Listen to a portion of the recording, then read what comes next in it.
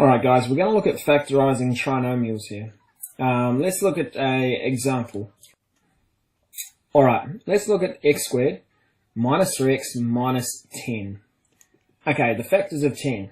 The factors of 10 there are 1 and 10, or 2 and 5. Now 2 and 5 are the factors that are going to give us a difference of 3 there. Okay, so let's get rid of 1 and 10, and let's look at 2 and 5. Now one of those two numbers has got to be a negative. And we want the 5 to be a negative because that's going to give us our negative 3 there. So let's put that in brackets, the 2 and the minus 5. So we've got x at front, and we've got the plus 2 and the minus 5 at the end. Now let's expand that out to check. It's always important just to check to see if we've done it correct. So we've got x squared minus 5x plus 2x minus 10. And what do we get there? We get x squared minus 3x minus 10, which is what we started with. So therefore, we've factorised correctly. Alright, let's look at another example. Okay, so we'll take x squared minus 7x plus 12. Alright, so let's look at the factors of positive 12 or 12. We got 1 and 12, we'll have 2 and 6, and we'll have 3 and 4. Now, which of these factors is going to give us a 7? Well, 1 and 12 and 2 and 6 won't, so let's look at 3 and 4. Now, we want the factors to be both negative, because that will give us a negative 7.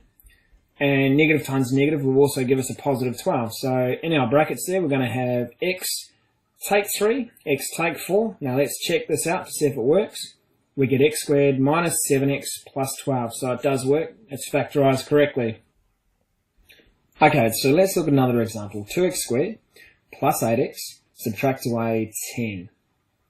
Alright, so we've got a factor of 2 there in front of the x squared. So can we pull out a common factor? Yes, we can. We can pull out a common factor of 2, leaving us with x squared plus 4x, subtract away 5.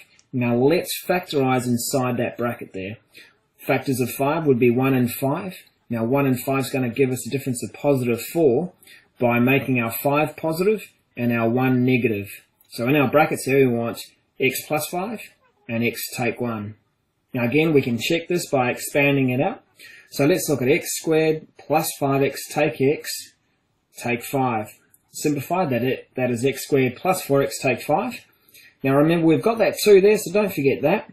Now that's just a multiplier, so if we multiplied everything through there by 2, we'd get 2x squared plus 8x take 10, which is what we started with. So we've factorised correctly, remembering we've got to have that 2 on the outside there as well. Alright, so we're looking at our final example here, which is factorising the difference of two squares. So we've got 4x squared, subtract away 16. So we can square root 4x squared, and we can square root 16. Now, square root of 4x squared is going to give us 2x and 2x, and the square root of 16 is going to give us 4 and 4.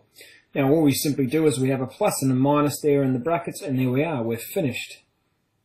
Nice and simple.